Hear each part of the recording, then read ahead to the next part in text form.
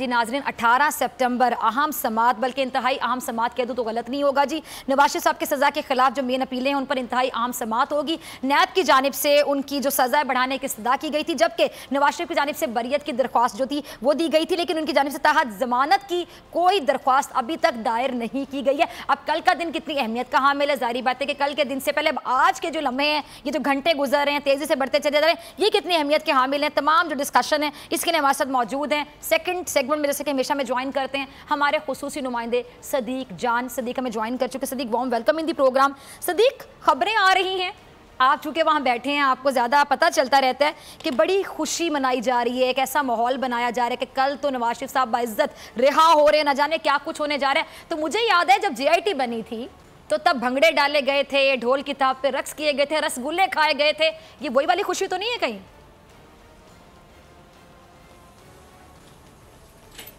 जी बिल्कुल, ये असल में बात यह है कि क्योंकि पिछले कुछ दिनों में बहुत ज़्यादा बात हुई शहर इक़्तिदार में कि नवाज शरीफ के साथ डील हो रही है और बहुत ज़्यादा ये खबरें दी गई। कुछ लोगों ने तो कहा कि डील हो चुकी है, किसी ने कहा 20 अरब डॉलर में हो गई है, किसी ने कहा 25 अरब डॉलर में है, किसी ने कहा 12 अरब डॉलर में है। और जिन लोगों ने 25 अरब डॉलर का है शायद उनको अंदाज़ा ही नहीं है कि पाकिस्तानी रुपीज़ में ये 25 अरब डॉलर होते कितने हैं। तो ऐसे ही अफवाहें फैलाई गई। उन अफवाहों की वजह से एक दो वो अफवाहें ऐसी थी जिनसे नून लीग को एक मैसेज दिया गया कि आपने टेंशन नहीं लेनी, परेशान नहीं होना, नून लीग नहीं छोड़नी, सब के है मामला तय हो रहे हैं और नवाज शरीफ बाहर आ जाएंगे। तो इस वजह से कल का दिन बहुत अहम है, क्योंकि एक तासुर ये दिया गया है कि इस्लामाबाद हाई कोर्ट नवाज शरीफ को कल ही रिहा कर देगी। लेकिन मैं अगर इस केस के बारे में आपको बताऊं तो नवाज शरीफ साहब के कल रिहा होने के, बरी होने के कोई चांसेस नहीं है। ये परसेप्शन ज़रूर क्रिएट की गई है, लेकिन ये मेन अपीलें हैं।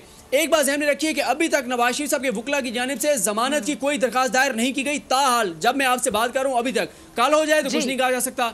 ये मेन अपीलें हैं। मेन अपीलों से मुराद ये है कि नवाज शरीफ साहब ने ख्वाजा हारिस के जरिए दरखास्त दी है कि एहतसाब अदालत ने अल अजीज़िया केस में जो नवाज शरीफ साहब को 7 साल की सज़ा सुनाई है वो गलत है और नवाज शरीफ साहब को बरी कर दिया जाए। मेन अपीलों के ऊपर समात होगी, मुकम्मल दलाइल होंगे, एविडेंस दोबारा पढ़ा जाएगा, दोनों साइडों के दलाइल होने के बाद इस्लामाबाद हाई कोर्ट फैसला करेगी। हाँ, अलबत्ता इसमें एक इंपॉर्टेंट जो मैटर है वो ये है कि जो जज अरशद मलिक के वीडियो स्कैंडल का मामला है उसमें जो जज साहब का जो बयान हल्फी है वो क्योंकि इस केस के साथ अटैच कर दिया गया है, ये हो सकता है कि नून लीग के वकला कहें कि पहले आप उसके ऊपर फैसला कर दें, उसके बाद आप मेन अपीलों पे आएँ। उस हवाले से देखना होगा कि इस्लामाबाद हाई कोर्ट उसको कैसे लेकर चलती है, वो अदालत का इख्तियार है, उन्होंने ये केस देखना है, सुनना है, फिर फैसला करना है। गो कि उसमें भी chief justice of Pakistan justice Asif Saeed Khosa साहब जो फैसला लिख चुके हैं जज अरशद मलिक वीडियो स्कैंडल में, उसमें वो बता चुके हैं कि अगर इन वीडियोस को एक्सेप्ट करना है तो उसका तरीकाकार क्या होगा। पहले वीडियोस रिकॉर्ड करने वाले, रिकॉर्डिंग करने वाले बंदे जिन आलात से रिकॉर्डिंग की गई वो पेश करने होंगे, एडिट कहाँ पे हुई, सब टाइटल किसने लगाए, वीडियो कहाँ कहाँ मौजूद रही, वो सारी चीज़ें पेश करनी होंगी। तब जाके इस वीडियो के एविडेंस के तौर पे एक्सेप्ट किया जाएगा और एक्सेप्ट करने के बाद देखा जाएगा कि उसका केस के ऊपर कोई असर है भी या नहीं है, क्योंकि जो एविडेंस रिकॉर्ड हुए उसके ऊपर किसी का कोई इख्तिलाफ नहीं है। तो ये बहुत सारे मैटर हैं। इससे पहले 2 बार नवाज शरीफ साहब जमानत की दरखास्त इस्लामाबाद हाई कोर्ट में दायर कर चुके हैं, दोनों बार उनकी जमानत मुस्तरद हो चुकी है। सुप्रीम कोर्ट में वो गए, सुप्रीम कोर्ट ने 6 हफ्तों की जमानत दी, 6 हफ्तों बाद नज़रसानी अपील दायर की, वो मुस्तरद हुई। और जो मेरिट्स के ऊपर जजमेंट सस्पेंशन की थी वो इन्होंने दरखास्त आर्गू किए बगैर वापस ले ली थी, जिसके ऊपर जो है वो वापस लेने के बाद वो अब इस्लामाबाद हाई कोर्ट के पास नहीं है। ये कल देखते हैं कि ये केस कैसे आगे बढ़ता है। लेकिन मैंने आपको ये बता दिया है कि जो एक तासुर दिया गया कि कल नवाज शरीफ साहब बाहर आ जाएंगे, अभी तक जो हमारी कानूनी माहिरीन के साथ बात हुई है इस तरह का कोई इम्कान नज़र नहीं आता। अच्छा सदीक, अदलिया के डिसीजंस हैं तो बिल्कुल 11th आवर तक भी हम भी कुछ नहीं कह सकते कि होने क्या जा रहा है, वो तो कल ही पता चलेगा। लेकिन मैं जानना ही चाहूँगी कि ये जो साहिबान हैं, ये जो हज़रत नवाज शरीफ साहब हैं, इन लोगों के माजी पर अगर एक नज़र डाली जाए तो माजी काफ़ी शोहरत रखता है, बड़े शोहरत का हामिल है जज साहिबान को ख़रीदने के हवाले से। मैं अल्लाह ये बात कहती हूँ क्योंकि ऑन रिकॉर्ड है बातें, बाकायदा कॉल्स करके हुक्म जारी किया जाता था कि ये डिसीजन इस तरह होना चाहिए, हमारी मर्ज़ी के मुताबिक, हमारी मंशा के मुताबिक। क्या जजेस को भी ख़रीदने की दोबारा कोशिशें की जा रही हैं?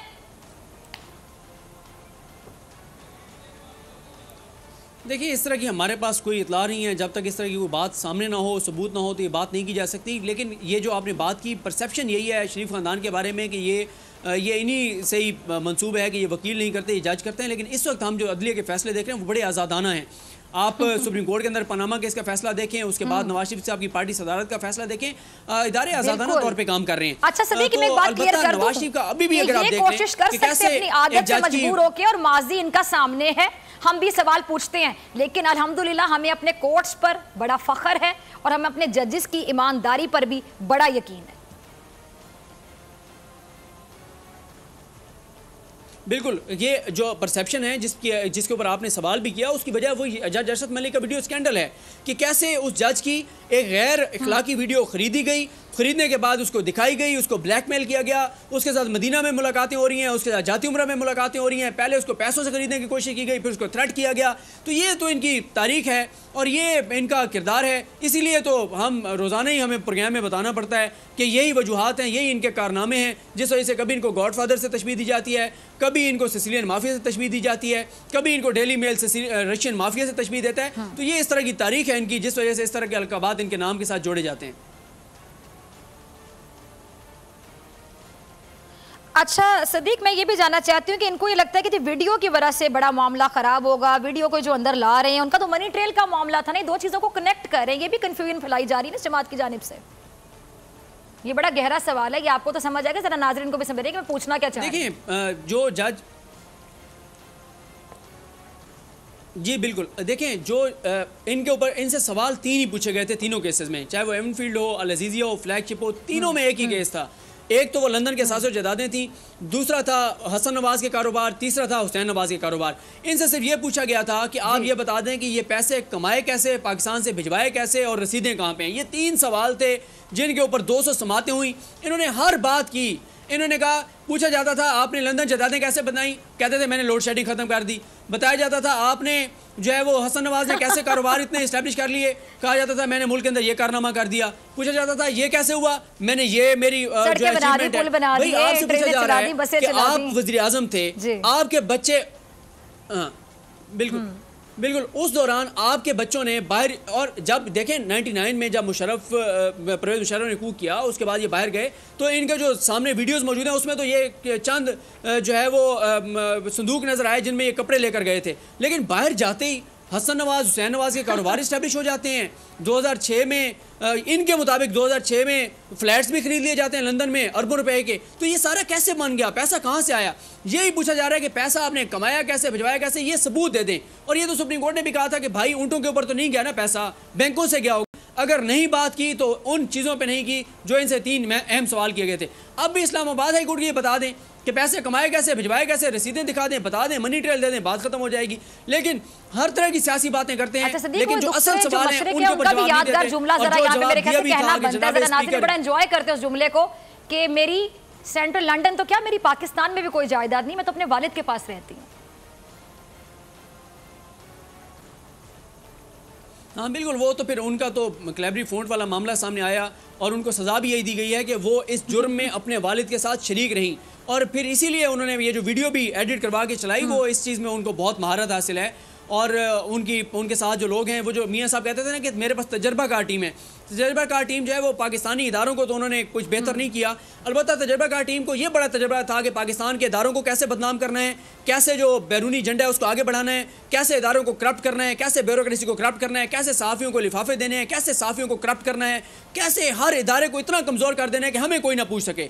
और चेयरमैन नैब जो ने लगाया था कमरुज़्ज़मान चौधरी, जिनके बारे में सुप्रीम कोर्ट ऑफ पाकिस्तान ने कहा था कि उनकी मिसाल इंग्लिश लिटरेचर के उस किरदार की तरह की है जिसने अपने माली और ज़ाती और दुनियावी फ़ायदे के लिए अपनी रूह जो है वो शैतान के हवाले कर दी थी। तो इस तरह के लोगों को इन्होंने इदारों में बिठाया, इदारों को तबाह किया, करप्ट किया। इसीलिए आज आपको लोगों में एक नज़र आता है इदारों के ऊपर लोगों का एतमाद नहीं है।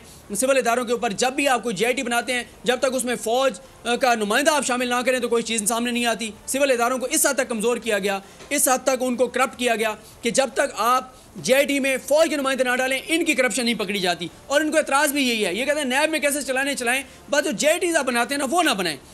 पनामा में भी फ़ौज के नुमाइंदे शामिल थे, आसिफ अली जरदारी के मनी लॉन्ड्रिंग केस में भी फ़ौज के नुमाइंदे शामिल थे, तब जाके इनके खिलाफ चीज़ें निकली हैं, वरना तो इनके खिलाफ कुछ भी नहीं निकलता। इसीलिए तो ये बड़े एतमाद के साथ कहते थे कि भाई ये नहीं कहते कि हमने करप्शन नहीं की, ये कहते हैं अगर हमने करप्शन किया तो सबूत सामने लाओ। मुझे याद आया मैं लाहौर के एक निजी टेलीविजन पे प्रोग्राम करती थी, हमें हमारी करप्शन को पकड़ ही नहीं। साल पुरानी बात है, तो मेरे प्रोग्राम में ठीक है जी। तब मेयर लाहौर आए थे और मुझे याद है कि उन्होंने, मुबशिर जावेद साहब, उन्होंने बड़ी अच्छी एक बात की। उन्होंने कहा कि मैं इलेक्टेड मेंबर हूँ, मेयर मैं हूँ, लेकिन जो चहेता है शहबाज शरीफ साहब का वो ज़्यादा कमिश्नर है, हालांकि इलेक्टेड मैं हूँ। तो तब मुझे समझ आया कि ये ब्यूरोक्रेट्स को किस तरह नवाजा जाता है और फिर ताली दो हाथ से बचती है। ब्यूरोक्रेसी को बहुत ठीक होने की ज़रूरत है। देखें, वो तो 56 कंपनी स्कैंडल आपके सामने है, वो तो 56 कंपनी स्कैंडल आपके सामने है। जिस ब्यूरोक्रेट की तनख्वाह सरकारी महकमे में 2.5 पौने 3 लाख थी, उसको 15 लाख पे लगा दिया। और कल ही हमने स्टोरी की थी कि अताउल्लाह कासमी साहब को 15 लाख महाने पे लगा दिया। ये तो बादशाह थी कि अपने दरबारियों को, तबलचियों को, खुशामदियों को, जो इनको अमीरुल मोमिनीन बनाने की कोशिश करते थे, जो इनको इनकलाबी लीडर बनाने की कोशिश करते थे, जो इनको जमहूरियत की बका का जामिन साबित करते थे, उनको नवाजा जाता था। आप साफियों की लिस्ट उठा के देख लें, किस किस को किन किन ओहदों पर लगाया गया।